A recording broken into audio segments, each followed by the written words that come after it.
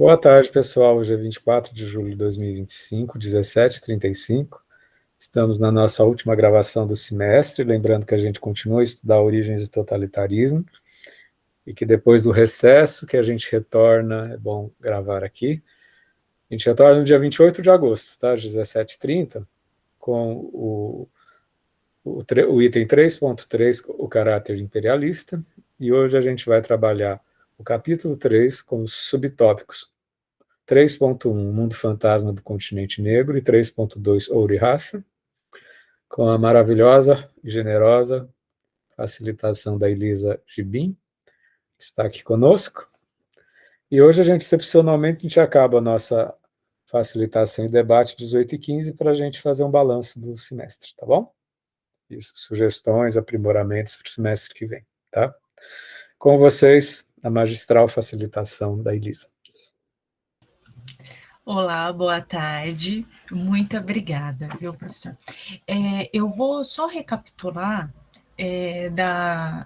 do capítulo anterior, eu vou ler a página 265, que a Arendt fala o pensamento racial constituía uma fonte de argumentos de conveniência para diversos conflitos políticos, mas nunca monopolizou a vida política dos respectivos países.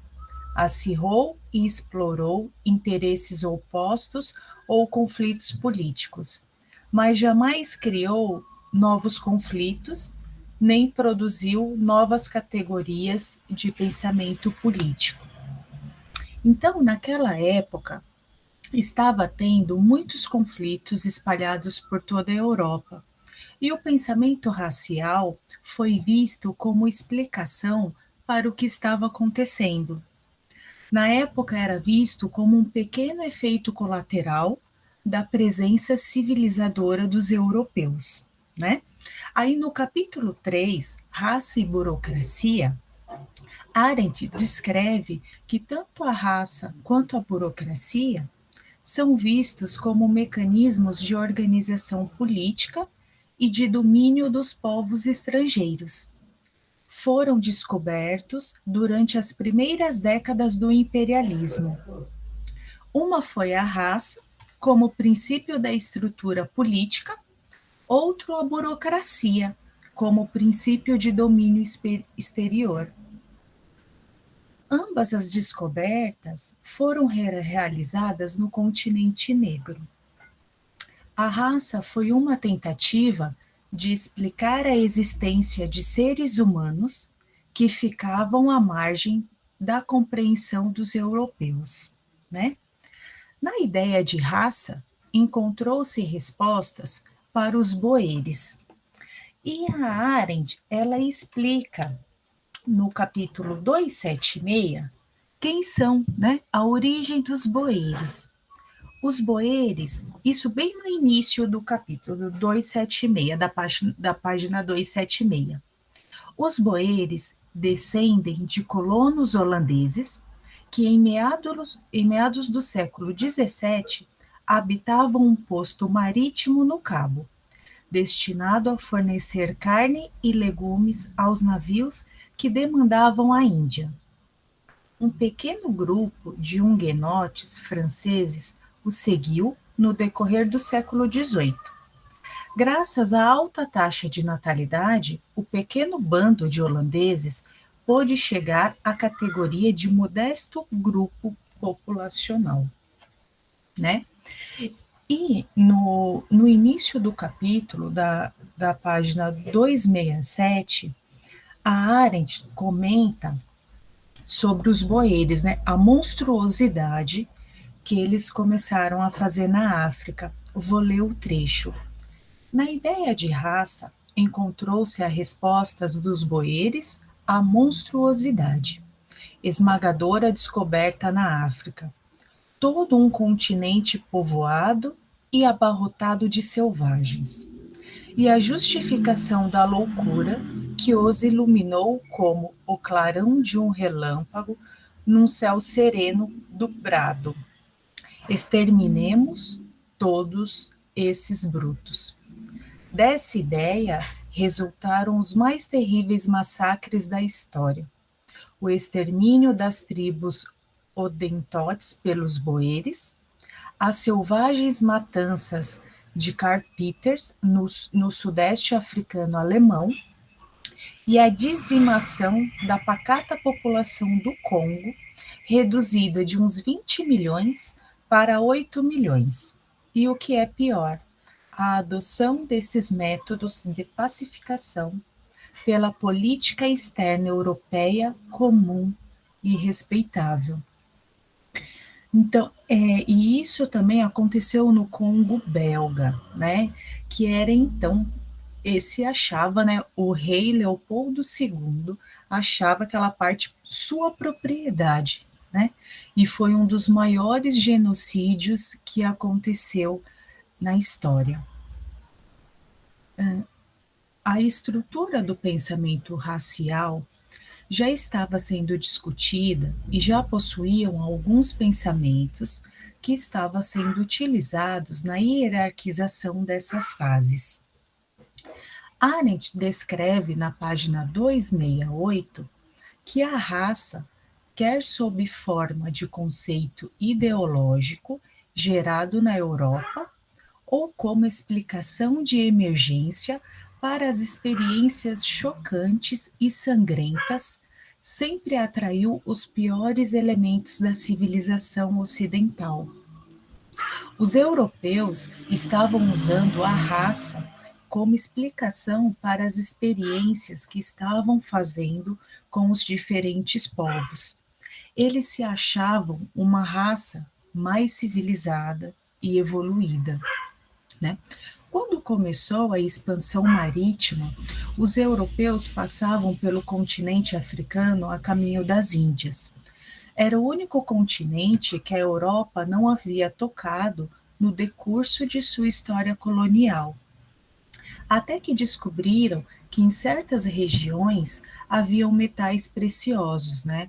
A autora cita principalmente minas de ouro e jazidas de diamante. Então, essa região começou a ser muito atrativa para os europeus.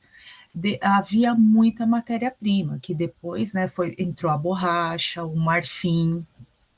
Então, no início, quem fazia esses trabalhos eram os aventureiros, jogadores e criminosos, elementos alheios à sociedade normal e sadia. Porém, começou a ganhar tanto dinheiro, tantos recursos até para os próprios governos. Com isso, os governos passaram a incentivar o povo a ir para a África. Isso foi uma inovação para a época, né? A corrida do ouro, de fato, foi o maior incentivo, principalmente para a Inglaterra e a França. Então, esses grupos, em princípio, encontraram com os boeres, né, que eram os grupos holandeses, que serviam meio como guias da região, mediadores entre os europeus e as tribos. Mas até os próprios boeres não viam com bons olhos a invasão. No livro, na página 277, eu vou ler, ele relaciona um trecho sobre a diferença de raça.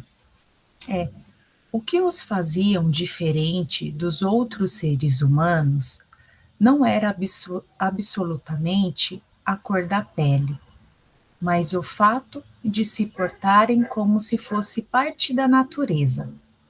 Tratavam-na como uma senhora inconteste.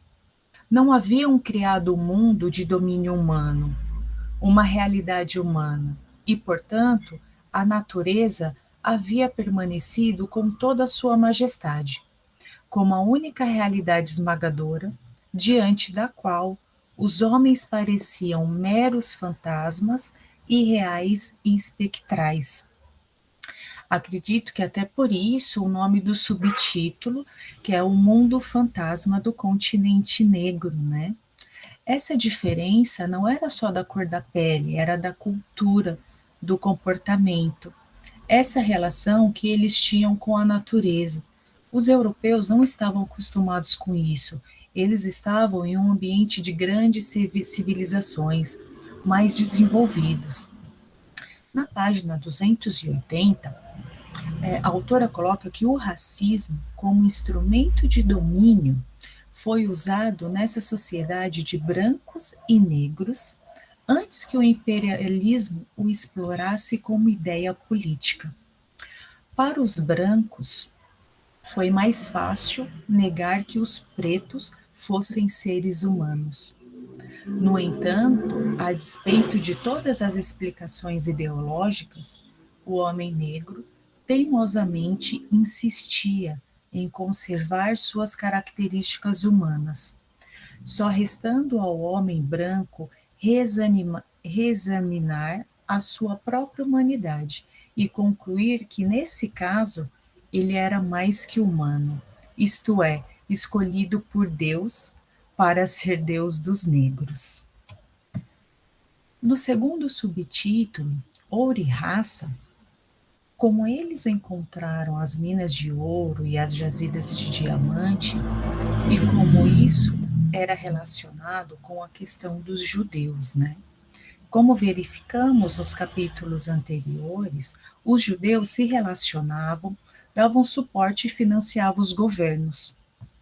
Arendt comenta que desde o início, os mercadores judeus, quase uma centena, reunidos como águias sobre a presa, agiram como intermediários entre o capital europeu investido e as indústrias de mineração de ouro e de diamantes, né?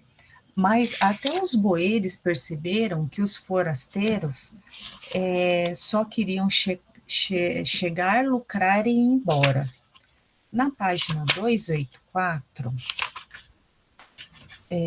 fica claro, vou ler o início aqui, fica no meio da página, né? A única parte da população da África do Sul que não compartilhava nem queria compartilhar as atividades do país em súbita exploração econômica eram os próprios boeres.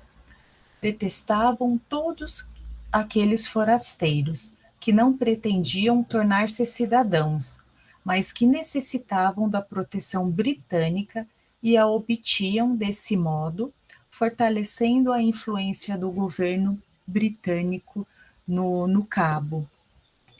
E na página 285, os boeres temiam também a simples presença dos forasteiros, porque os tomavam por colonos britânicos. Contudo, os forasteiros haviam vindo apenas para ficar ricos depressa, e só permaneceram aqueles que não obtiveram sucesso ou que, como os judeus, não tinham país para onde voltar. Então, em uma série de mal-entendidos, levou finalmente os boeres à guerra contra os ingleses, a qual eles erradamente julgaram ser o ponto culminante da longa campanha do governo britânico em prol de uma África do Sul unida, quando, na verdade, o que a provocou foi o interesse do dinheiro investido. E os boeres acreditavam que a maior parte desses financistas eram os judeus.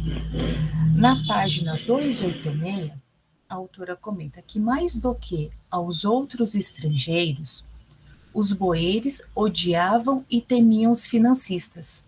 De certo modo, compreendiam que os financistas eram uma figura-chave na combinação da riqueza supérflua com homens supérfluos, e que a sua função era transformar a corrida do ouro, essencialmente transitória, num negócio muito mais amplo e permanente. Além disso, a guerra contra os ingleses demonstrou ter sido provocada por investidores que exigiam, como se isto fosse devido, que o governo protegesse seus tremendos lucros obtidos nos países distantes, como se os exércitos que lutavam contra povos estrangeiros não passassem de forças policiais em luta contra criminosos nativos. Os boeres levaram várias décadas para entender que não precisavam temer o imperialismo, porquanto este nem desenvolveria o país, como aconteceu na Austrália e o Canadá haviam sido desenvolvidos, nem tiraria proveito do país como todo, contentando-se apenas com um alto rodízio de investimento num campo específico. Assim, o imperialismo estava disposto a abandonar as chamadas leis da produção capitalista e suas tendências igualitárias, contanto que fossem assegurados os lucros de investimentos específicos. Isso levou, por fim, à abolição da lei da simples rentabilidade, e a África do Sul tornou-se o primeiro exemplo do fenômeno que ocorre quando a ralé passa a ser o fator dominante na aliança que mantém o capital, né? Então, eu entendi que nesse capítulo, né, a autora explora de forma como a ideia de raça, originalmente usada para justificar a dominação colonial, foi transformada em uma ideologia central e como a burocracia se tornou um instrumento para implementar essas políticas de exclusão e opressão. Muito obrigada. Obrigado, Elisa, em nome do coletivo. Muito comovente tua fala, muito tocante, muito clara, né? Muito clara, muito elaborada, né? Obrigada, estou muito Evidente, nervosa. é evidente a tua dedicação, tua focalização, tá? Obrigado pelo sangue derramado. Né? Maravilhoso. Quem gostaria de comentar, gente, que ficou tocado, seja tendo lido, ou seja percebendo? Quando eu li esse capítulo, me veio muito essas minerações no Brasil, né? Serra Pelada, Minas Gerais, né? É quando o europeu vem, ele acaba se misturando com a população nativa, né? E isso ele fala, né? Que esses boers, que eram holandeses, né? Que de alguma forma romperam radicalmente os laços com a origem, né, eles acabam virando, se mesclando com aquilo que se chama de selvagem, né? Que eram os nativos, né? O termo selvagem já é um preconceito, né? Com os nativos, e aí já com uma outra estrutura de pensamento, e esse estranhamento com aqueles que eles chamavam de forasteiros, né? Que seriam os europeus que vieram depois, não para colonizar, mas para extrair, né, as riquezas, né? O Brasil viveu muito disso, né, gente? E não se identificando com esses forasteiros europeus, né? Só que aí também não se instaurava o imperialismo, não era querer criar especificamente uma dominação, é querer extrair e ir embora, né?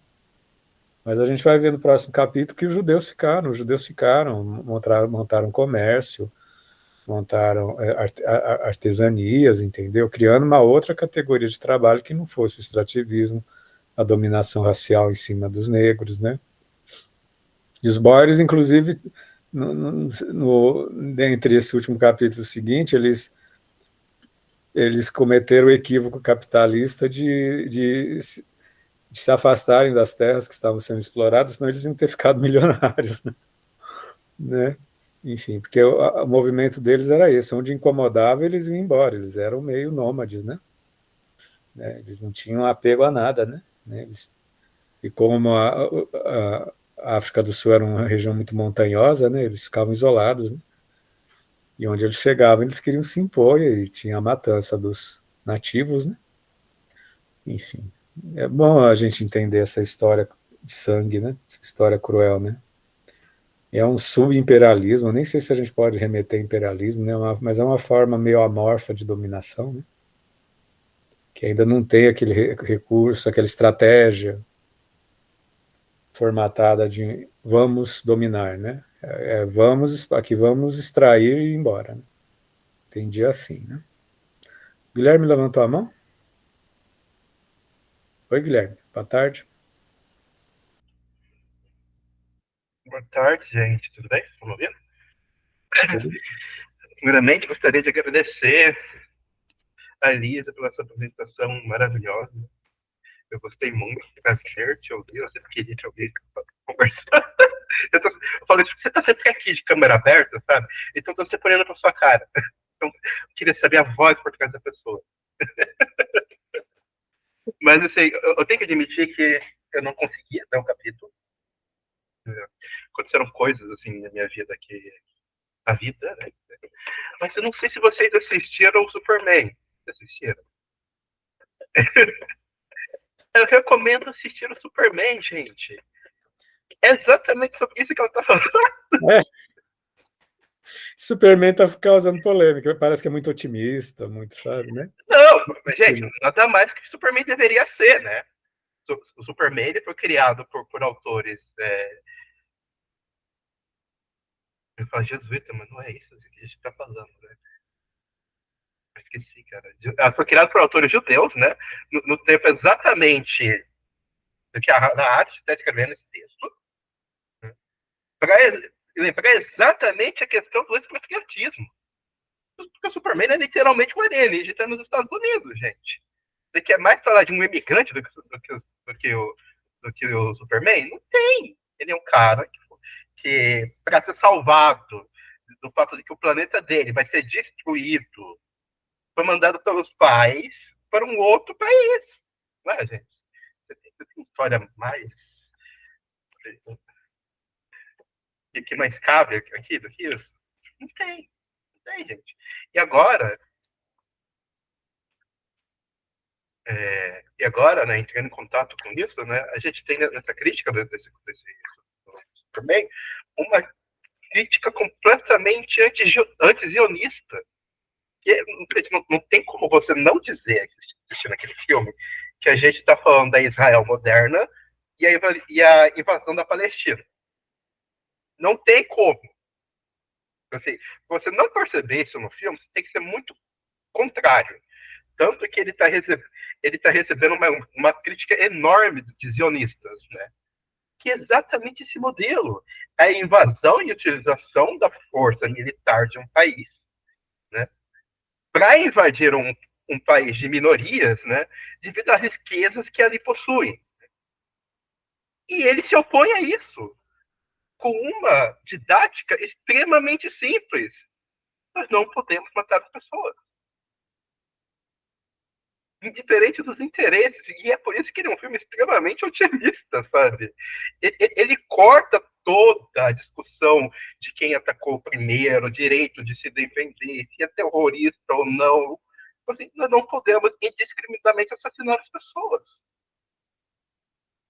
Em vista o que é claramente no filme, e é montado no filme, o fato que é contado a partir de interesses capitalistas. O cara quer invadir para construir um resort lá. É esse o sobreposto do filme, contei tudo para vocês, tá? É isso. Ele quer invadir e destruir aquele país, através das forças armadas do país que é fictício, que é claramente o Israel, não tem como dizer que não é, por interesses políticos, usando um discurso de terrorismo. Olha, gente, não é exatamente o que a gente está estudando e falando agora. Eu acho que isso traz uma certa contextualização, né? Que é o fato de que a história tem que se repetir. Né? Se a gente não pensa num mecanismo de força que prendem a gente nessa discussão, a gente. Eu tinha comentado no começo desse livro que eu tinha um certo pessimismo se a Hannah Arendt ia ter uma postura zionista ou não nesse livro. Claramente ela não tem. Eu acho que ela seria a primeira pessoa que diria que essa ideia do Estado de Israel é uma certa contradição, né? Você está literalmente expatriando outras pessoas para patriar outras, né? Não há nação, né? Na questão do que ela está falando, né? Nesse sentido, você cria a ideia fictícia de uma raça superior à outra, devido às suas nascenças, que é isso que está acontecendo. Eu acho que, gente, é pano para manga, sabe? A Hannah Arendt foi visionária. fazendo algo extremamente simples, estudando história.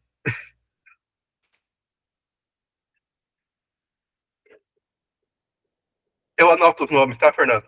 Você anota, por favor? Só a nossa lista de presença ainda não foi feita. Quem puder digitar os nomes aí para a gente anotar. Digita na mensagem aí, tá? O pessoal está digitando, tá? Que aí já fica registrado. Porque a gente está gravando. A gente até é mais simples. Então, repetindo, por favor, digitem seu nome na mensagem, tá? Alguma nossa monitoria hoje, último dia de semestre, deve estar ocupada. Mais alguém, gente? Gostaria de comentar? Hoje a gente vai fazer um balanço às 18h15, tá, gente? Ou então, assim que cessar os comentários, tá? Vamos fazer um balanço do semestre. Tivemos 13 encontros, hein? Como são intensos, né, gente? No meu coração parece que foram 50.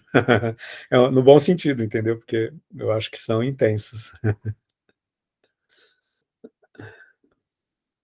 Mas alguém quer comentar como é que percebe essa questão de vocês extrair as riquezas, explorar as riquezas, tentar enricar e sair do país, né? E essa estranheza toda que se tem entre nativos, entre os brancos que se consideram filhos de Deus diante dos nativos que são muito estranhos, considerados estranhos, né?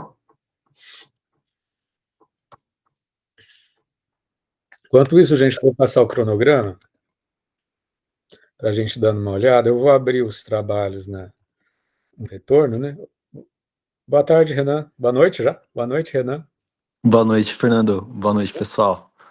Acho que faz tempo que eu não comento nada aqui, mas a sua fala me despertou uma reflexão aqui, que é sobre até mesmo o corporativismo, né? Que existe hoje no Brasil, que sempre existiu, mas hoje tá se tendo um movimento muito maior de empresas, tanto dos Estados Unidos quanto da China, e uma disputa comercial muito grande, assim, né? E aí pegar um exemplo disso tudo, assim, por exemplo, você vê empresas gigantescas, assim, os marketplaces mesmo, né? Amazon, Shopee, agora tem uma outra entrando no Brasil que chama Kita, e são empresas gigantescas que vêm com esse poder, assim, muito forte, né? De enriquecer, né? Às custas da população, tá certo que tem outras questões envolvidas, mas e quando você olha para esses galpões logísticos, assim, cara, é absurdo, assim, um dos maiores galpões que a gente tem aqui no Brasil é o maior galpão da América Latina, que é o do Mercado Livre, da Amazon também, inclusive fica em Cajamar.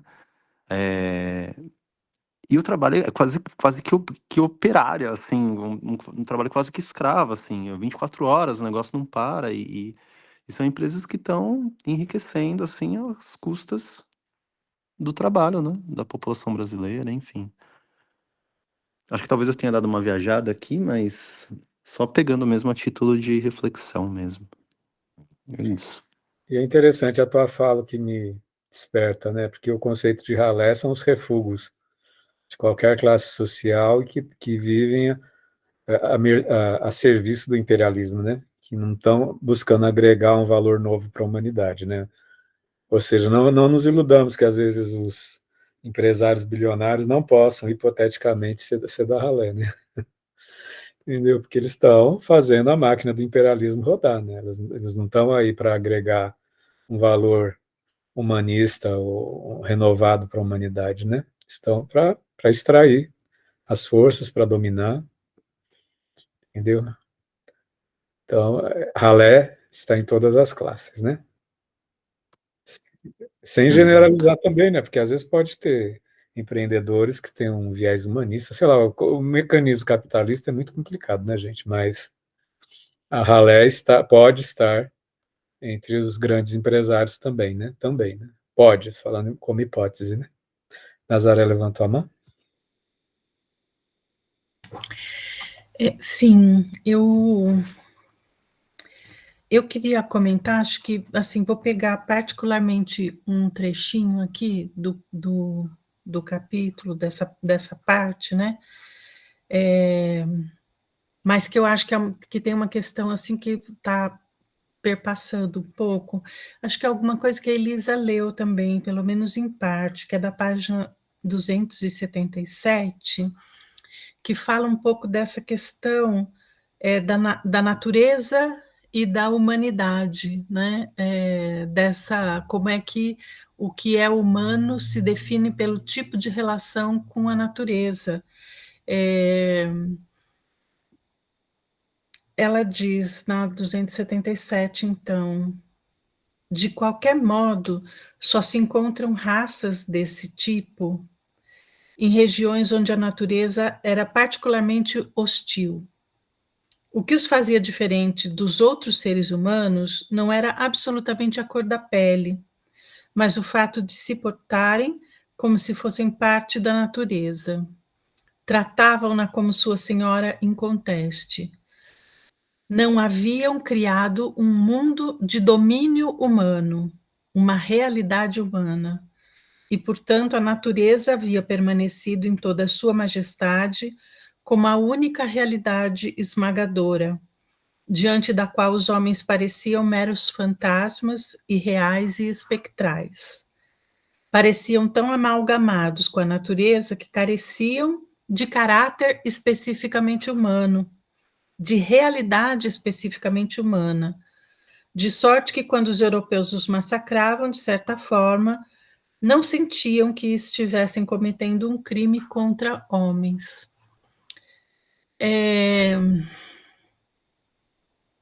Eu fiquei bastante assim chocada com algumas passagens aqui do texto que vão nessa linha, conforme a autora vai escrevendo, porque duas coisas, né? Uma delas eu não consegui ainda, não consigo, eu não sei se alguém pode dizer alguma coisa a esse respeito, mas eu não consigo entender muito bem qual é a posição particular da Hannah Arendt em relação a isso, né?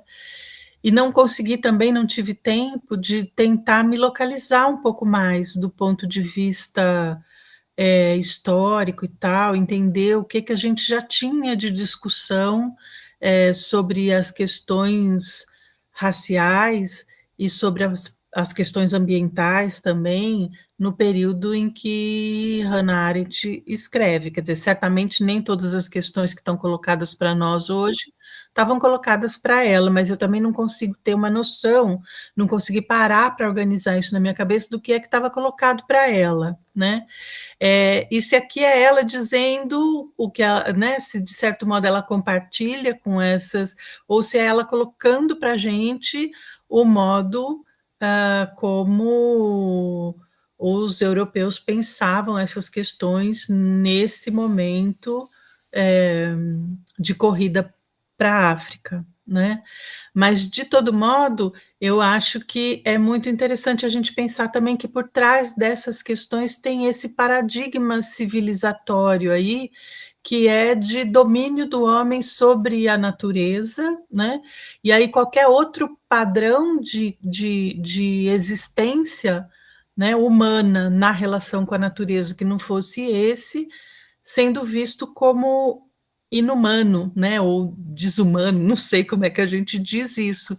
Então, essa foi uma questão, assim, que entre todas as que ela toca aqui, que eu acho que nem é central, talvez, né, na escrita dela, mas que me levanta algumas reflexões aí, que acho que nem consigo formular muito bem ainda, mas acho que deu para, né, compartilhar um pouquinho aí da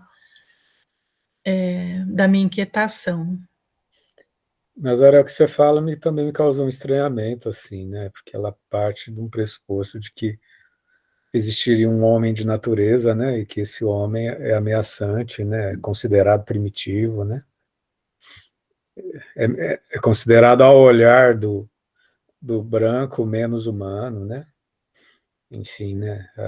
E mostra também um momento dos textos dela, que de vez em quando ela, a pretexto de ter empatia com esses personagens históricos, ela faz umas descrições que a gente não sabe exatamente se ela está falando do ponto de vista desses sujeitos que ela analisa ou se é o ponto de vista dela, né? Fica uma zona meio nebulosa, né? A gente fica sem saber se o que ela está dizendo é o que ela inferiu a partir do olhar dela ou a partir da projeção que ela faz em cima desse sujeito histórico. Aí fica o texto fica muito em cima do muro, assim, né? Fica muito perigoso, né?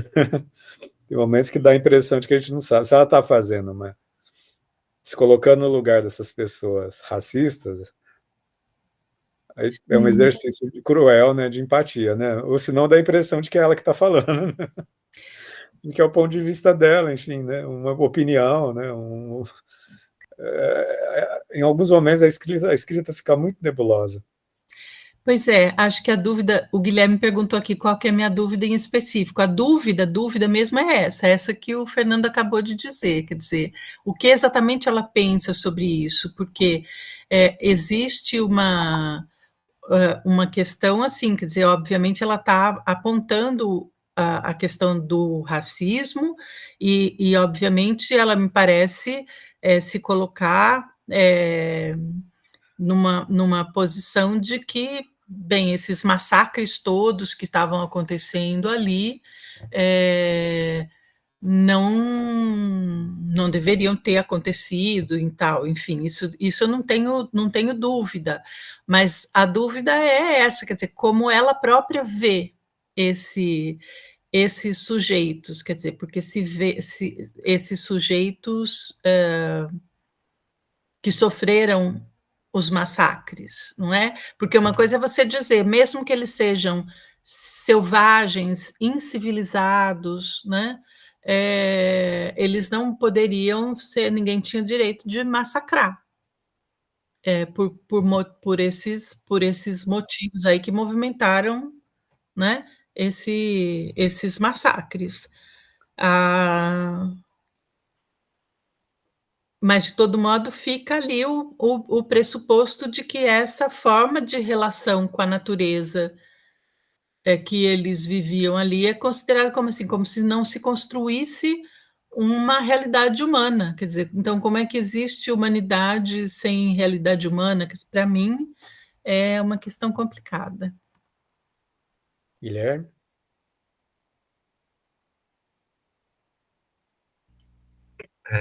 Desculpa pela demora que eu tô colocando e tirando a máscara de inovação, porque é assim que é a vida. Mas era para responder a tua pergunta, aqui a gente tem que analisar um pouco do pressuposto de quem que a Hannah Arendt estudou e qual que é a visão de mundo propriamente dela. A Hannah Arendt ela foi discípula de um cara chamado Heidegger. Essencialmente, o que o Heidegger vai dizer que a única coisa que existe é o ser humano e tudo que existe é meramente subsistente. Ou seja, plantas, pedras, o ar, o vento, tal. A Hannah Arendt, ela discorda disso. Ela fala que o mundo ele comporta várias formas de existência, inclusive a das plantas, a das pedras, as do mar e do rio. Então, para uma filósofa ocidental, ela está muito perto de uma consideração de mundo de povos nativos. E tem uma relação mais específica com a terra, mais específica com as plantas, com os ancestrais, com o espírito, com a ancestralidade. Ela vai desenvolver essa visão no livro seguinte dela, que é a condição humana. Porque ela fala o que constitui a realidade humana. Trabalho. Não no sentido de criar, no sentido marxista, mas no sentido que a gente constrói o nosso próprio mundo. Sabe? A gente, na interação com a natureza, a gente constrói a nossa realidade, e nisso a gente vai criando os pressupostos que regem a nossa realidade. O que ela está apontando é que, para o homem civilizado, ser próximo da Terra é sinal de selvageria. O que ela está apontando é que, quanto mais próximo da Terra, mais próximo do seu mundo você está. Porque você não está objetificando algo que existe. Você não está transformando a natureza em objeto. sabe? Então, quando eu acho que ela fala que não há realidade humana, ela está fazendo uma crítica de que não está a realidade humana ocidental, no qual a natureza ela é apenas fonte de extração, né? De onde a gente tira matéria-prima, de onde a gente faz, de onde a gente abusa dos recursos, né? Sabe? Quando ela fala que não há realidade humana, sabe? Não é realidade humana propriamente dita, mas realidade humana propriamente a partir da visão europeia. Eu não sei se isso esclareceu ou te confundiu um pouco demais.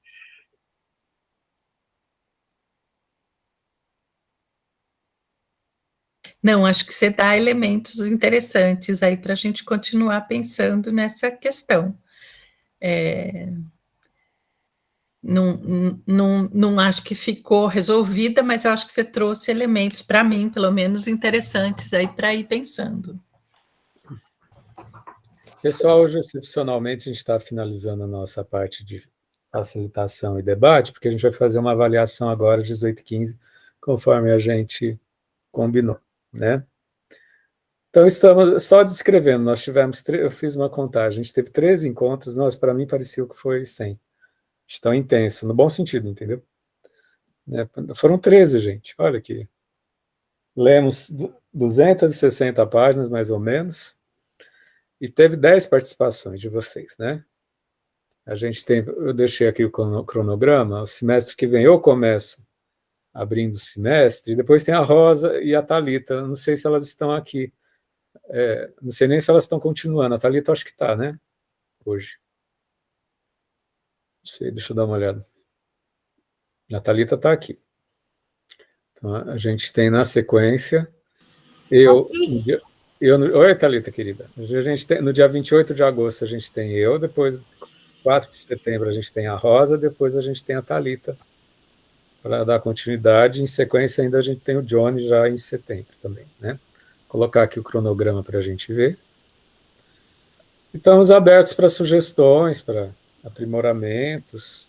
Agora sim, só quero antes de escrever, eu e o Guilherme e a Yara, a gente tem experiência de vários anos de encontro online, né? É um projeto extensionista que a universidade presta, abre um espaço social, né, para a gente fazer um trabalho, né, que a gente chama de extensão social. A gente abre 100 vagas, dessa vez teve 80 inscritos e a gente sabe muito bem que vai ficar 20, entre 15 e 25, entendeu?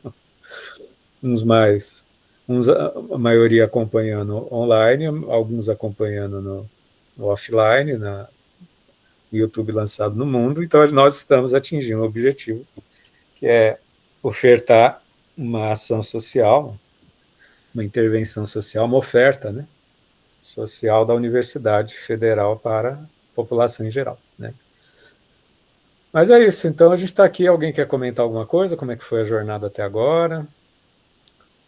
O que vocês esperavam? Como é que a gente pode aprimorar? Como é que é o debater? Como é que é facilitar? Sugestões em geral, está aberto.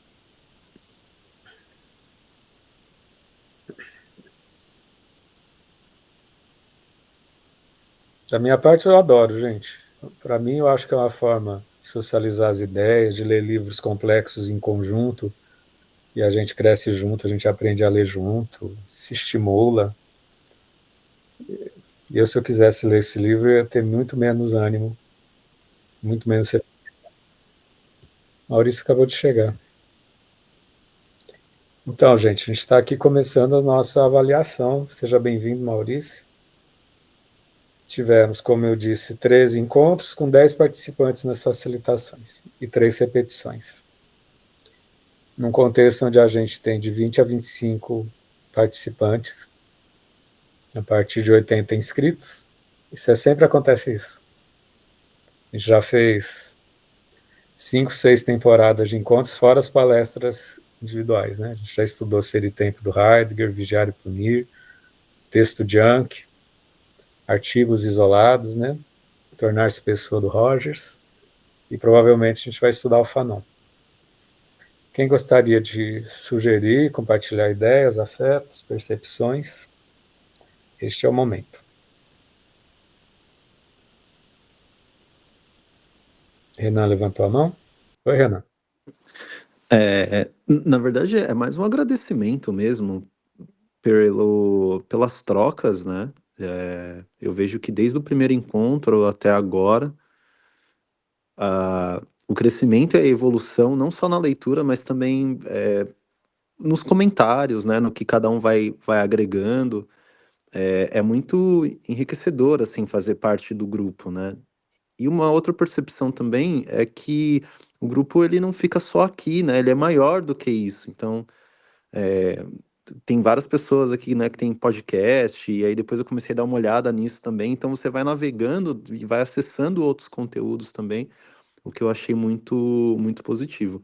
Mas só queria agradecer mesmo a facilitação, né, de você, Fernando, e dizer, assim, o quanto tem sido proveitoso mesmo, sabe? Participar do grupo e compartilhar essas trocas junto com a leitura aí também desse livro maravilhoso. Então, gratidão aí, brigadão mesmo por tudo. Obrigado, Renan. Obrigado em nome do coletivo. É uma extensão, né? É diferente de aula, é diferente de estágio. A gente tem o espaço da curricularização da extensão, que os estagiários participam, de uma maneira que é diferenciada das pessoas que se inscrevem, né? É uma deliberação da comissão de curso de psicologia de que tenha correlacionado com os estágios de quinto ano atividade de extensão, né? Então é diferente, né? Mas eu vou repetir pela terceira vez, porque o pessoal está entrando, né? A gente teve 13 encontros e 10 participantes, né? Então, assim, a maioria dos encontros foram novas pessoas e teve 3 repetições, né? Mais 10 participantes, de pessoas que não se conheciam a princípio, né? Estão aprendendo a facilitar, eu acho que isso é um exercício, né? Em cima de uma leitura de um grupo de estudos, né, gente? Estamos aqui, gente. O Renan foi o primeiro a falar, o Guilherme está levantando a mão. Eu só queria, mais uma vez, agradecer a presença de todo mundo, né? Convidar vocês a apresentar, facilitar, gente. O Renan falou da ideia do podcast, eu tenho uma singela impressão que ele está se referindo a mim, mas eu tenho que dizer que eu peguei a feição de falar facilitando, sabe? Antes eu era uma pessoa muito mais tímida, perdi minha timidez pro Fernando. Tem história aqui, gente, tem história. Mas assim, eu acho que é uma tentativa, gente, que a gente está num espaço onde ninguém vai rir na cara de vocês, sabe? Ninguém vai achar que perguntas são toscas. Aqui não é um espaço de apresentação acadêmica formal. Ninguém está dando aula, simpósio, ninguém está num congresso. Aqui é um espaço para a gente conseguir explorar a nossa capacidade de sintetizar aquilo que a gente experienciou, sabe? E nesse sentido, conseguir se aproximar das coisas que a gente tá discutindo, sabe? Começar a sentir as coisas não só no nível intelectual, mas num nível compreensível emocional, sabe? Eu acho que aproveitem esse espaço, sabe? Então vai enriquecer vocês a tentativa que sempre parece frustrante de falar em público. Não é legal, gente. Não é legal. Mas a gente começa a pegar gosto pela coisa, a gente começa a pegar menos nervosismo, a gente começa a achar que não é necessário falar no academiquez, sabe? Completamente correto. Eu acho chato a viagem assim, só para falar para vocês. Eu acho que é a pior maneira de você conseguir manter as pessoas na academia é falar academiquez. Ninguém fala academiquez, são os acadêmicos, né? Venhamos. Já leram artigos? Alguns deles são indeglotíveis. Parece que eles fazem questão de não fazer para aquilo ser legível. Eu acho que é um espaço para a gente conseguir perceber que há outras maneiras de fazer compartilhamento de ciência rigorosa que seja acessível e comunicável, sabe? Então, aproveitem, falem. Qualquer coisa, vem conversar com a gente está disposto, sabe? A criar essas pontes. Psicólogo, uma vez psicólogo não, o Fernando uma vez falou que ele gostaria de ser encontrólogo. É isso que a gente gosta de fazer, favorecer encontros. Eu falei isso, né? Você falou, cara, eu lembro disso Ai, até ai, ai. hoje. Sem contrólogo. Boa tarde, boa noite, Maurício. Seja bem-vindo. Olá, gente, tudo bem? Bom, o Fernando falou de uma forma bonita, mas basicamente alunos do estágio são obrigados a estar aqui. Mas estou em toda a formalização, etc, etc.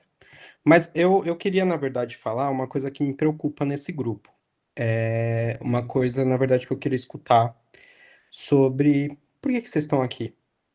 Assim, de uma forma assim interessante, eu queria, porque eu tava vendo aqui as contagens em relação às presenças e vi que realmente o que o Fernando falou, né? Inicialmente quando a gente começou com 85, e aí com certeza eu acho que toda a extensão a gente tem uma diminuição de números, mas aí eu também ouvi o Fernando comentando que temos 25, né? Que estão frequentando e tudo mais. Só que o que aparece são 16. Aí eu queria ouvir, o que que são coisas que, né, estão por aí e que a gente pode até, de uma forma como o Guilherme falou, não precisa ser a CAG do M6, mas a gente pode falar de uma maneira o que que perpassa por não frequentar, por exemplo, o estudos.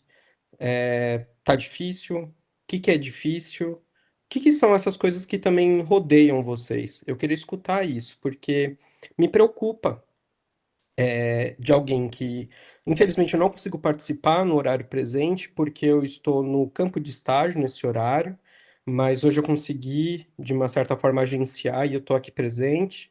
Só que quem está vendo em relação a um aspecto mais quantitativo, a gente vê que tem um número de abstenção relativamente alta. E aí eu queria abrir esse espaço, na verdade, para escutar coisas que talvez a gente, claro, sempre agradecendo que possibilite esse encontro, mas o que que não está possibilitando esse encontro? É uma dúvida que eu fico assim, que eu queria jogar para o grupo.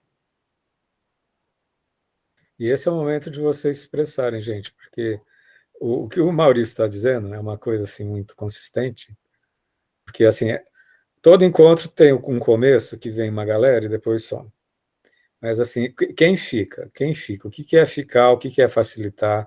Como é se comunicar? Como é que é manter a CAN aberta ou manter a CAN fechada, né? Como é que é interagir? Como é que é um projeto de uma universidade? Como é que a gente pode oferecer condições para que vocês interajam mais? E como é que é o processo de aprender a interagir, né? Porque todo mundo está aprendendo junto, né? Entendeu? E nesse sentido, como a gente pode potencializar o nosso encontro? O que o Maurício está dizendo, eu já dei aula online, gente. Estou fazendo gancho com a fala do Maurício e potencializando a fala dele. Eu já dei aula online que 50 alunos na sala, na época da pandemia, dois abriam a janelinha, entendeu?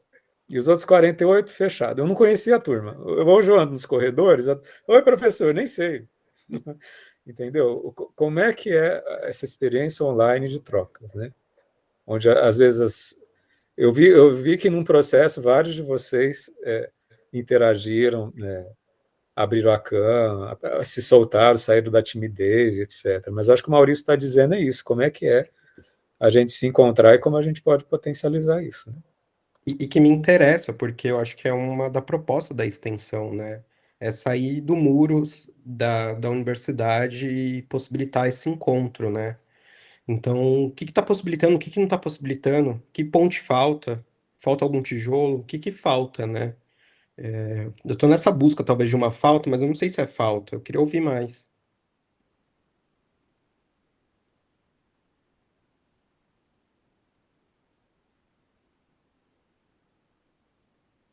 Oi, Renan. Eu estava pensando aqui numa resposta para a pergunta do Maurício, e essa resposta talvez seja muito individual, óbvio que é. Eu não sei se falta alguma coisa, acredito que não, assim, porque a proposta da extensão tá muito clara, sabe? Tá muito claro. É, quem lê ali, quando acessa o site, e até mesmo no primeiro encontro com o Fernando, tá bem claro, sabe? Eu acho que cada grupo vai mudando conforme as pessoas, entendeu? Não são todos os encontros que eu abro a câmera. Hoje, por exemplo, eu não tô abrindo a câmera, mas nos encontros passados eu abro. Nem sempre eu tô possibilitado de abrir a câmera, né? mas eu não vejo que isso seja um limitador, sabe? Até porque o grupo foi muito aberto, assim, sempre todos foram muito abertos. Então eu acho que essa dinâmica ela vai mudando de grupo para grupo. Por isso que eu não acho que tem uma resposta muito certa, sabe? Eu acho que vai acontecendo conforme o entrosamento das pessoas e enfim. O que eu posso responder, Maurício, é que eu sinceramente me senti completamente confortável, assim, de expressar minha opinião, de não ter receio, de não ter dúvida do que perguntar, se falei alguma coisa errada ou não. Para falar a minha verdade, eu não estou me importando muito com isso, porque eu acho que o que está valendo mais é o que está sendo agregado, né? É isso que eu estou levando daqui. Se eu estou falando uma coisa que é verdade, que não é, se tá certo, se tá errado, não, é o que vai ser agregado, sabe? E por isso que eu falei que tem sido muito enriquecedor por conta disso. Porque deixar de lado esse ego, né? Essa questão de, ai, será que eu estou agindo certo ou errado? Mas providenciar algo que seja superior a isso, né? Que é a possibilidade da discussão, que é a possibilidade de compreender outras opiniões. É isso. Agora eu queria fazer um convite estimulante para todos os estagiários que estão fazendo essa monitoria, esse processo. No semestre que vem a gente vai continuar convivendo, a gente precisa desenvolver perspectivamente um tipo de curricularização da extensão que tenha sentido para os estagiários. Entendeu? Eu acho isso fundamental, seja com as peculiaridades dos dois estágios que eu coordeno, do CAPES e, da, e do núcleo trans, que tem uma historicidade de estágio diferente, porque o do CAPES eu tenho 15 anos de estágio no CAPES, é um estágio consolidado e que tem um fluxo estabelecido, quanto do núcleo trans, a gente está criando as raízes, né? Tem momentos que já teve um estagiário de quarto ano, teve momentos que teve dois, teve momentos que teve três, a gente tem um de quinto. Os seres estão buscando forma, mas eu acho fundamental que o estagiário tenha uma atividade de curricularização da extensão que tenha sentido e que necessariamente não seja um encontro de estudos humanistas. Entendeu? Entendeu? Eu acho assim, para que a gente consiga, pelo menos perspectivamente, né, que eu acho que aí o estagiário se sente motivado, né, de fazer parte de uma construção de algo que tenha mais sentido. Entendeu? Que assim, não que a gente resolva a coisa de um semestre para o outro, mas só o fato da gente mobilizar uma energia para a construção de algo que tenha mais a ver, inclusive com o próprio estágio, né? Como é que é fazer uma curricularização da extensão que tem a ver com saúde mental e tem a ver com o núcleo trans? Eu estou à disposição. Considerando que a curricularização da extensão começou em 2023, foi o primeiro ano de cobaia de todo mundo. Ano passado eu estava no afastamento de pós-doutorado e agora eu estou voltando. Tá? Então, meu semestre que eu estou assim, voltando a pôr os pés no chão na universidade. Então, assim, eu estou convidando que Maurício, Arthur, Mariana e Giovana para a gente pensar caminhos diferentes, entendeu? Uma certa, investir essa angústia, transformar a angústia em criatividade, né? Que eu acho que aí eu acho, porque é um tipo essas 4 pessoas extraordinárias que são os estagiários, que estão pela primeira vez nesse espaço da curricularização, na segunda vez, foi 2023 e agora. É preciso constituir um campo de sentido, de link com estágio, entendeu? A questão não é estar na hora ou assistir no YouTube, isso é muito burocrático. A gente está falando de raça e burocracia, né? É muito burocrático dizer, ó, você pode estar aqui ou você pode assistir no YouTube e depois a gente faz um relatório. É muito desalmado isso, entendeu? E os estagiários que eu tenho agora são todos almados. É um elogio que eu faço, né? A gente está tendo uma relação com alma. Então, meu convite de perspectiva é que a partir do semestre que vem a gente pense em encaminhamentos. Como a gente faz, sem ao mesmo tempo.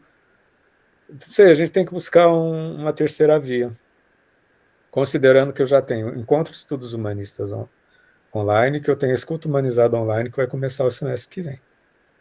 E que já temos 5 monitores. Monitores que se candidataram, entendeu? Existe uma questão que talvez seja o que sinaliza internamente nesse grupo em relação aos estágios, é algo que talvez é estrutural para o curso, que o curso, depois de 6 anos, foram 3 gestões, uma delas, inclusive a minha, que pensou essa curricularização da extensão, que é uma norma do MEC, que 10% da carga horária tem que ser voltada para a extensão. Nosso campus é o que tem mais extensão da universidade, a gente teve que criar um outro espaço, que tem uma artificialidade. Todas as outras extensões são criadas a partir de um sentido da carreira do docente com encontro com os estudantes. E criou-se uma artificialidade. Então tem uma questão política de fundo, que obviamente no local da curricularização isso aflora, né? Então a gente precisa, assim, eu quero agradecer os estagiários pelo esforço de estarem aqui, nesse movimento de início de coisas, né? Com destaque o Maurício, que está fazendo estágio de 5º ano no Núcleo Trans pela primeira vez, tem estágio de 5º ano. E como a gente já pensou tanta coisa criativamente esse semestre, que a gente coloca como pauta pensar em caminhamentos mais criativos que tenham sentido para vocês, gente. Eu me coloco no lugar de vocês, ficaria muito angustiado de cumprir uma tabela burocrática, entendeu? Ficaria muito angustiado, entendeu? Que é diferente do... você com a sua delicadeza também, Maurício, disse, o Fernando falou com delicadeza, você também colocou com delicadeza que vocês estão obrigados a estar aqui, entendeu? É um absurdo institucional, é um absurdo. Mas entendam que, assim, obrigação a gente sempre vai fazer porque também tem que cumprir tabelas, né? Eu acho que nem todo mundo gosta de trabalho burocrático, como a gente trabalha muitas vezes burocraticamente. Então, essa crítica nem foi nesse lugar de, assim, eu estou fazendo porque não gosto. Inclusive, eu me importo com a extensão. A minha história, ela vem muito também, né, dentro da extensão. Então, por isso que eu queria abrir esse espaço para pensar, até articulando com o Fernando na minha supervisão, acho que foi o Renan que estava falando sobre a questão de como que vocês, né, estão vindo outras plataformas, podcast, parece que tem uma movimentação no grupo. Olha Pelo que menos no legal. grupo que eu tô, não tá tendo essa movimentação. Aí até a ideia que a gente estava pensando juntos, eu e o Fernando, de existir essa movimentação, talvez, de ter ferramentas ou coisas a mais que a gente pode compartilhar naquele grupo que estamos presentes para conseguir movimentar ou ajudar quem, pelo menos, sei lá, eu, por exemplo, me colocando no lugar assim, de que eu não coloquei meu nome naquela lista. Um dos motivos foi por conta do estágio. O outro motivo é que, assim, eu acho o Hannah Arendt dificílimo.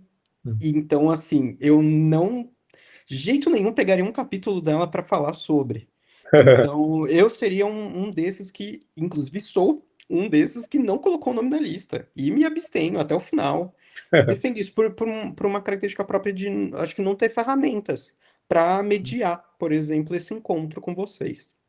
E será que alguém passa por isso também ou é só algo particular? Porque eu acho que nem tudo que é particular passa por ou morre Isso, por aí, né? o que o Maurício está falando cria, digamos, possibilidade de outros espaços, né, gente? Da gente na extensão, criar, não sei, algum subgrupo, um coletivo, sei lá, não sei, gente. Outros horários, enfim. O Maurício está trazendo, tenho certeza que ele é porta-voz da angústia de muita gente. A Yara levantou a mão. Meu computador aqui é um pouquinho lento, tá, gente? Mas vamos lá. Mas eu achei interessante quando o Maurício coloca se alguém está passando a mesma. Ô Maurício, eu confesso que eu também não tenho. Sou pedagoga de formação, fiz doutorado na Unifesp, né, de Ciências da Saúde, mas sou pedagoga, professora primária e Técnica do NAI, do Núcleo de Apoio Estudantil. técnica do NAI, que foi o maior prazer profissional da minha vida, muito interessante a experiência. Mas em relação a Arendt, eu não sei, eu acho que a forma que ela escreve, talvez você está um pouco temeroso com as nossas discussões, mas a forma como ela escreve, eu não vou dizer que é simples, mas não é tão rebuscado quanto outros que nós já aventuramos aqui a fazer. Né? Eu acho que a escrita da Hannah Arendt, ela exige que a gente não fique só nela. Ela exige da gente buscar outras coisas. Né? E eu acho que, nesse sentido, até a dúvida que a Nazaré trouxe hoje, ela nos incentiva a buscar outro. A forma como ela escreve não é difícil. O que ela traz é muita coisa e que nos move a buscar outras coisas, né? A nos amparar. E eu entendo perfeitamente que talvez isso, para quem está fazendo um curso, que está fazendo estágio, talvez seja complicado, porque é uma leitura que exige tempo, exige... hoje eu li e li de novo, não li de novo, li trechos de novo, né? Porque tinha barulho aqui por perto, mas é uma leitura muito instigante. Muito, porque tem coisa que é difícil demais que te paralisa, né? Que você, ai meu Deus, estou lendo meus parágrafos, estou entendendo. Mas ela não. Eu acho que a mesma experiência, para mim, a leitura da Nádia está sendo a experiência semelhante que eu tive com Foucault. Ele também instiga a gente a buscar outras coisas, né? Não dá para você ficar só no texto, você tem que estar buscando outras coisas. E a da Hannah Arendt, ela abre a questão da dúvida. Tem hora que você está lendo e fala, mas será?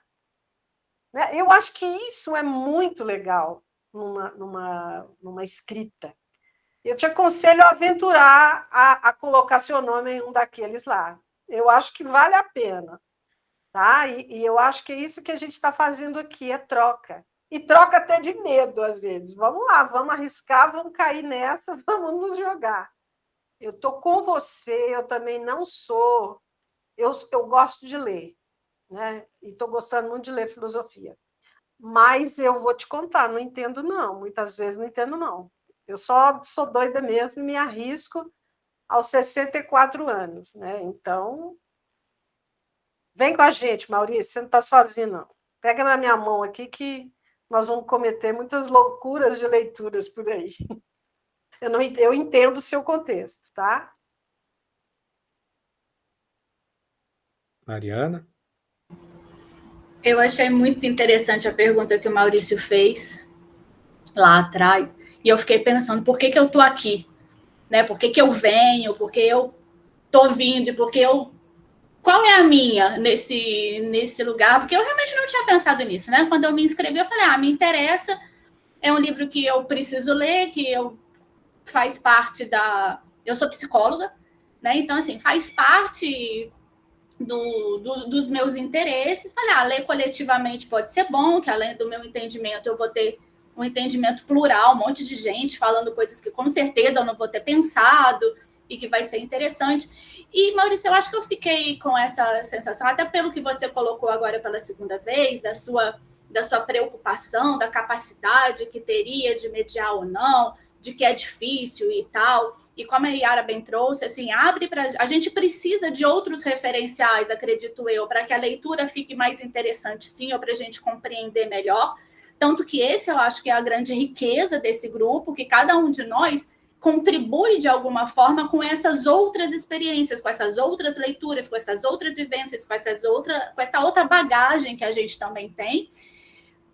Mas eu acho que eu venho para cá justamente por esse compromisso, sabe? Eu venho, acho que toda semana, independente do que acontece, porque eu criei um compromisso com esse grupo que tão gentilmente faz tudo isso, apesar de tudo isso.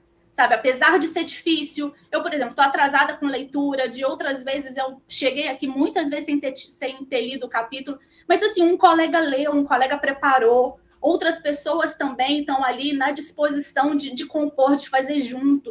E assim, e alguma coisa a gente sempre aprende para além da leitura, sabe? Assim, enfim, como psicóloga, eu gosto de gente, eu gosto de como as pessoas pensam, como elas interagem. Isso faz muito sentido para mim. Eu tenho... Esse semestre está sendo um semestre muito complicado. Eu acabei me inscrevendo, até já comentei isso de outras vezes, eu acabei me inscrevendo nesse grupo, sabendo que eu ia estar meio capenga nesse primeiro semestre, porque eu tenho outras atividades que realmente não me permitem estar tão livre também nesse horário. Mas a minha ideia é que o segundo semestre seja mais tranquilo para mim, tanto que eu fui uma das primeiras a me inscrever, mas eu me inscrevi lá no final da lista, eu sou uma das últimas, apesar de logo no começo ter colocado meu nome. Primeiro que o Fernando sugeriu que a gente colocasse numa temática que fizesse de algum jeito assim sentido para a gente ali, e eu coloquei lá na parte da propaganda, porque é a minha primeira graduação, então eu falei, acho que de repente aqui eu consigo trazer alguma coisa dessa bagagem extra que eu tenho, mas eu acho que é isso, quando cada colega que veio aqui também nessa situação de tipo, olha, estou vendo pela primeira vez essa autora, estou vendo sem outros entendimentos extras daquilo ali. A gente lê determinada coisa que ela fala, mas será que foi isso mesmo que ela falou? Porque tem coisa que ela fala ali que a gente fala, mas será que foi isso mesmo que ela disse? Vamos ver se um colega, na hora que ele for falar, que ele vai entender o que eu entendi. Sabe, eu acho que essa composição que faz a coisa ficar mais rica. Acredito que é bastante, sei lá, bastante comum que um grupo, que mais pessoas se interessem, se inscrevam, até porque tem aquele negócio, número X de vagas. Então, talvez aquilo não dê muito tempo de você raciocinar se você pode ou não pode, você quer pegar a vaga para não ficar de fora, e só depois que você vê que você já tem outro compromisso, ou chega aqui no começo e, não simpatiza, não gosta da gente, não gosta do jeito que a coisa vai ser feita. Tem N motivos para as pessoas não ficarem. Como tem N motivos para as pessoas ficarem também. Tem gente que está aqui porque precisa do certificado, tem gente que está aqui por N motivos mesmo. Mas eu acho que o importante é estar, sabe? O importante é quando der vir, o importante é quando der participar, quando der saber que o outro está aqui. Eu acho que isso é bacana. Eu vim pelo Guilherme, que acabou de abrir a câmera, nós somos colegas numa pós e tal, ele jogou lá no grupo, falei, cara, vai ser legal ler isso, porque eu já queria fazer parte de um outro grupo de leitura que ele faz, e o horário é impossível para mim. Então também ficou aquela coisa, olha, tem uns que a gente vai poder aproveitar e outros não. Só para terminar minha fala, pegando o gancho de que vocês pensaram, que outras coisas que a gente pode ter ou que a gente pode fazer para ampliar esse grupo, ou para fazer o nosso grupo do WhatsApp ser mais frutífero, eu acho que a Yara trouxe coisas interessantes quando ela fala que para ler Hannah Arendt, assim como Foucault, é interessante que a gente tenha outras referências. E, de repente, é um espaço para isso. Quem tem mais referências sobre outras coisas? Olha, quando eu li isso, eu lembrei desse livro, desse texto. Eu acho que a gente pode começar a movimentar desse jeito, um lugar meio, uma bibliotecazinha nossa. Mas é só uma ideia. Então, gente, eu queria só compor assim, para colocar o meu lugar do meu devir aqui, né? Eu, quando eu dou aula, eu estou há 17 anos na Unifesp. Hoje em dia, quando eu dou aula de psicologia humanista, ou as minhas eletivas, eu passo uma bússola, né? Porque eu tenho uma experiência. Quando eu falo da minha pesquisa na graduação, na pós, eu passo uma bússola, né? O meu lugar aqui na extensão dessa extensão, na outra extensão, que é a escuta psicológica online, eu estou na condição de coordenador, com experiência psicológica. Esse é o espaço que eu estou mais horizontalizado com vocês, porque a gente escolhe, né? Coletivamente, a gente escolhe de um semestre para outro um livro mais ou menos coletivamente, né? De coisas que eu não estudo, que eu nunca estudei, entendeu? A gente vai estudar Fanon, eu nunca li uma linha de Fanon, entendeu? Hannah Arendt, para não dizer que eu não fiz um curso, eu fiz um curso da revista Cult, mas esse curso também é online, assim, que tive 4, 5 aulas da Hannah Arendt, ficou arquivado em algum lugar, né? Então, assim, o meu lugar aqui é de estar horizontalmente construindo uma experiência com vocês. Eu não tenho, mas nenhuma, é o lugar onde eu mais me humanizo com vocês. Eu sei que eu estou num lugar social de professor, mas aqui eu estou assim, eu estou aprendendo cada linha com vocês. Por isso eu estou, no outro lado, estou absolutamente aberto para a gente criar possibilidades. E dentro dessas falas, eu ia propor a gente criar um classroom, no qual a gente colocasse os arquivos das leituras complementares que a gente está fazendo passo a passo. Por exemplo, quando ela falou de Conferência de Viena, eu pesquisei na internet, então põe lá Conferência de Viena. Põe lá, período napoleônico, pesquisei. Se a gente for fazendo um arquivo desses conteúdos, a gente vai compondo, né? Mas assim, essa extensão, eu estou nesse maravilhoso lugar onde eu sei tanto quanto vocês de Hannah Arendt, né? Sendo que eu sou contratado para saber mais nos outros espaços, tá? Seja em estágio, seja em sala de aula, tem que ter ou mais experiência ou mais conhecimento, né? Aqui eu sei tanto quanto vocês, isso é magnífico. Felipe. Oi. Acho que alguns assuntos assim foram me surgindo, eu vou tentar ser breve.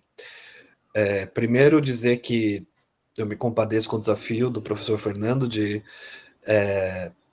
de repente, em 2023, houve essa virada do MEC com relação à extensão dentro das graduações. Eu dou aula e já dei também em outras instituições. Eu tenho o caso, por exemplo, da PUC de São Paulo, na psicologia. A gente precisou realmente assim, trabalhar o triplo para tentar fazer entender uma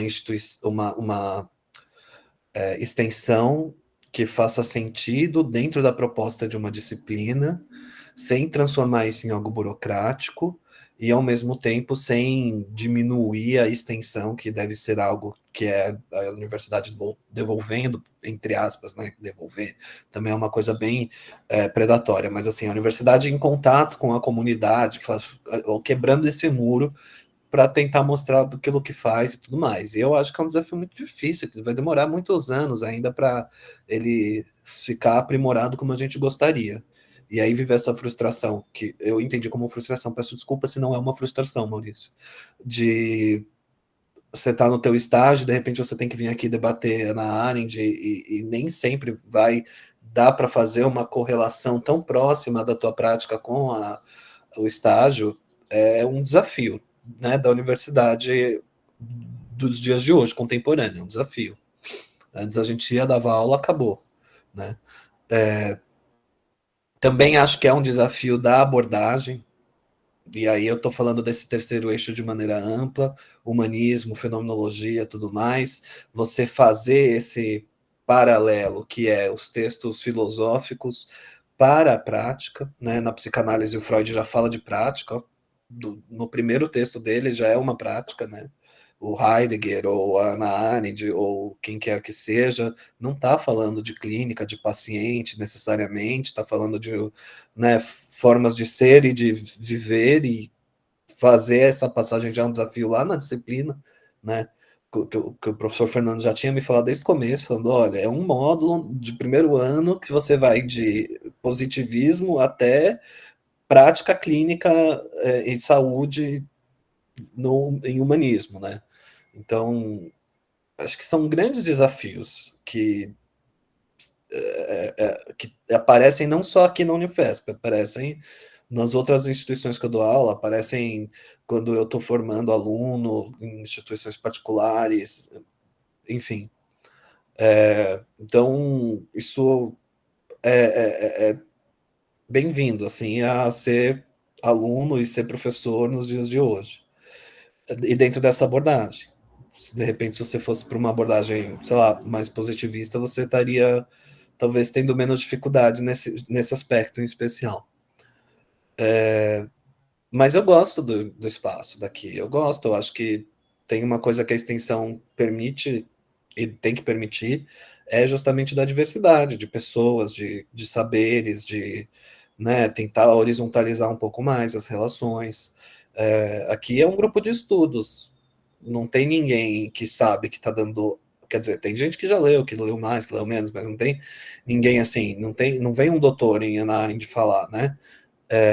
E eu acho isso bom, porque a gente descobre juntos e também se permite, enfim, ser contraditório, mas errar e tudo mais. Não é todo dia que é gostoso, porque é tipo um treino, é tipo ir para academia, não é todo dia que é gostoso, mas cria-se um hábito, né, se você vai. Mas eu gosto de participar. E eu convido todo mundo a fazer essa primeira apresentação, porque ela te implica mais. Você pode passar por aqui, na sua janela fechada, e burocraticamente não precisar estar implicado. Mas se você tem que fazer uma fala que seja sobre um trecho, que nem é uma fala que precisa ser super elaborada e tudo mais, você passa a estar implicado diante do texto, diante da turma, você se sente responsável com o mundo, com as pessoas. Eu acho isso um exercício legal, assim. Então, acho que era isso que eu queria dizer. Dizer que eu sou feliz aqui.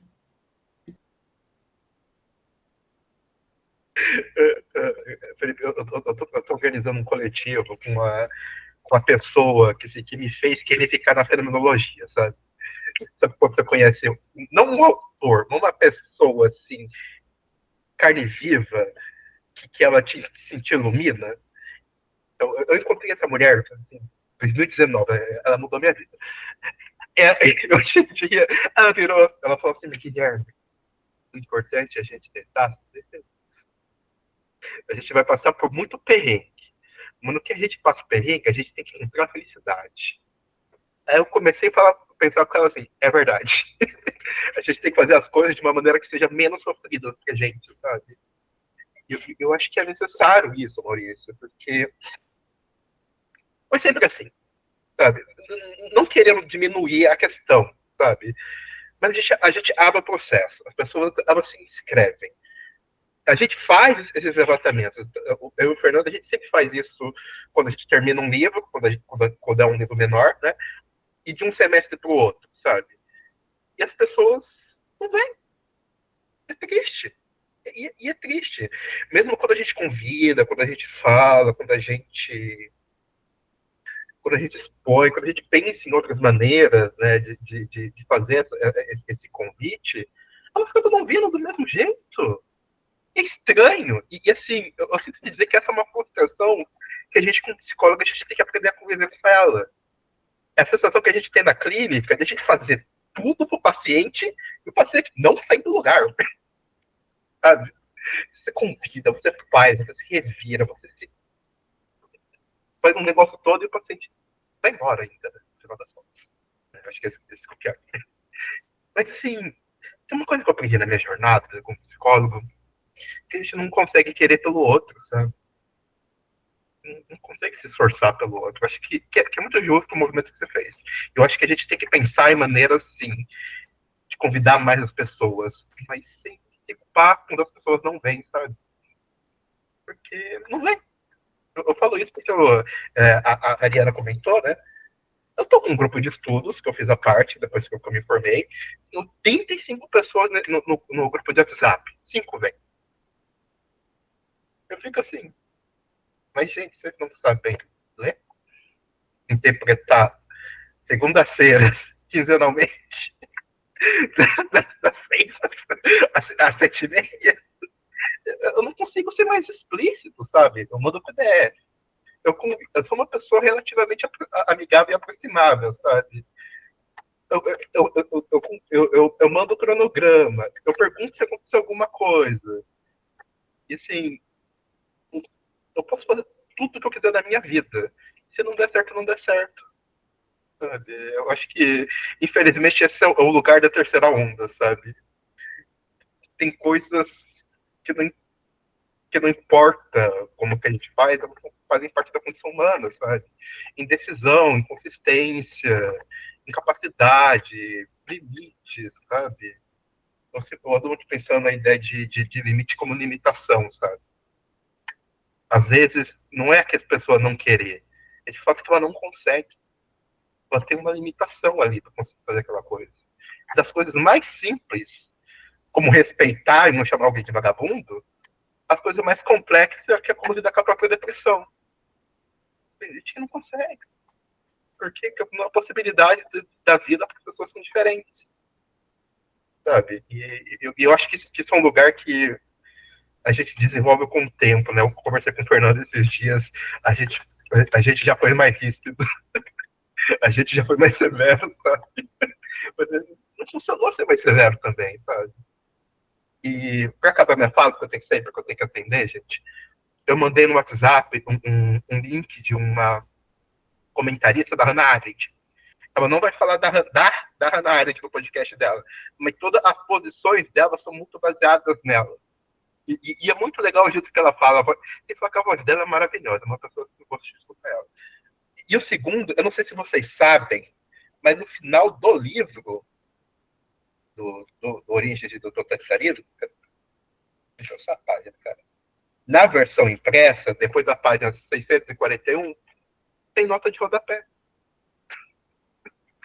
Tudo que ela fala no livro, ela comenta aqui no final. Sabe? Que ela só solta no meio da leitura dela. Ela faz os comentários dela aqui, sabe? Eu acho esse modelo horrível. Tem que ser leitura contínua para mim, funciona melhor. Porque eu tá lendo aqui, eu tenho que voltar lá pro fundo para ler a nota de rodapé. Eu sei que fica feio na diagramação do livro, mas eu acho melhor. Mas tem muita coisa que ela fala no livro que ela comenta aqui, gente. Eu acho que eu sei que vai, tipo, duplicar a quantidade de página por semana, porque é o tamanho da letra, né? Mas é algo que enriquece bastante a gente ler. E eu realmente preciso ir. Muito obrigado, gente. Semana que vem não. Até mais, Guilherme. Boas férias. Ter férias, cara. Eu tô num perrengue, você faz ideia. Maurício. Tchau, gente. Tchau. Não, eu quero deixar a Elisa falar, porque ela não falou ainda, e depois eu queria voltar, até em resposta ao que o Guilherme falou, mas eu queria escutar a Elisa antes. O meu é bem rápido, tá? Só queria falar assim, uma opinião pessoal, né? Porque para mim é importantíssimo esse grupo, essa oportunidade, porque eu sou de São Paulo, moro na periferia, então assim, a minha realidade aqui, ninguém lê, ninguém tem o costume de ler. Então, se não fosse essa oportunidade de eu estar aqui e essa oportunidade gratuita, porque muitos tem, eu já procurei na internet, tem muitos clubes de livro, mas a maioria é pago. Então, assim, eu estou adorando essa oportunidade, agradeço muito, e é muito bom ouvir o conhecimento, é muito enriquecedor para mim estar participando. O Fernando dá uma abertura maravilhosa, tanto que eu até falei hoje, eu morro de vergonha, mas eu senti muito acolhida. Então é só assim, eu queria agradecer demais ao grupo.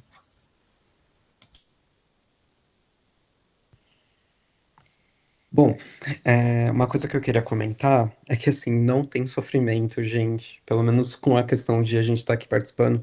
Eu, sim, eu acho que a extensão é mega importante e eu quis colocar aqui em análise, até como um balanço, o que que possibilita esse encontro? Por que que a gente está aqui juntos, né?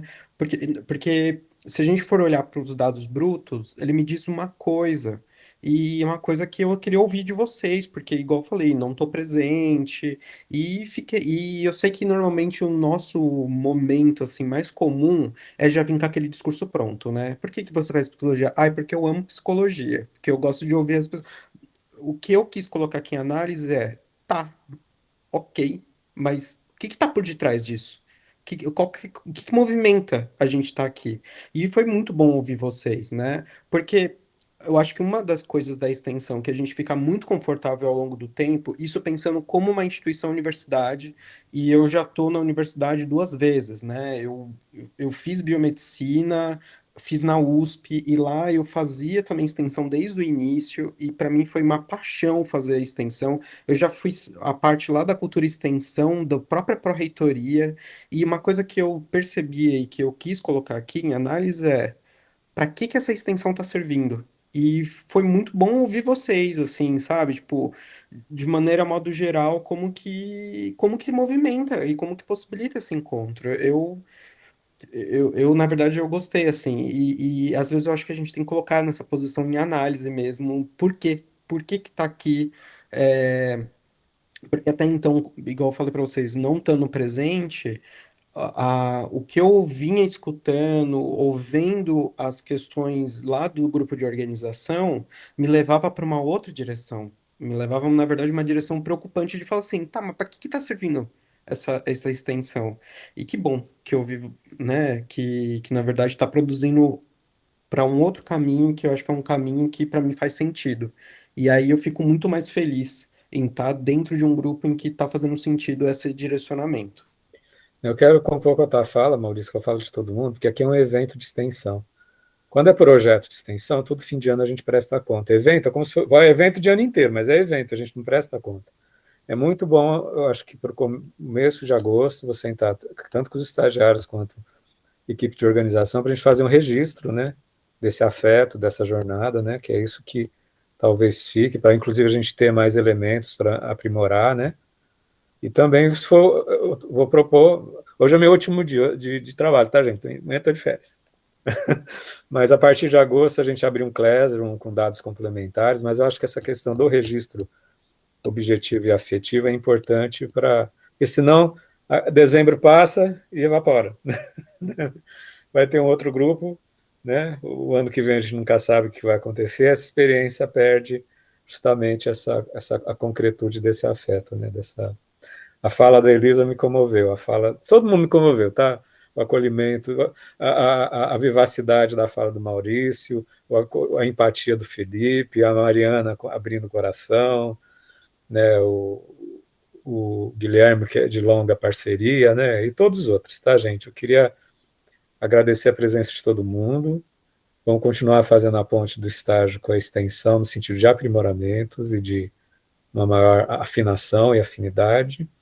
Queria agradecer de coração. É o primeiro livro que a gente estuda de ano inteiro, que é um livro grande. E a gente acaba o semestre, eu acho que mais evolutivo, seja no contato, seja na elaboração do conhecimento, tá, gente? Desejo ótimas férias para você. Vou anotar essas demandas e a gente vai avançar nos aprimoramentos para o semestre que vem, tá, gente? Grande abraço, gratidão para todo mundo. Obrigada, tchau, tchau. Até mais. Boas férias. Boas férias.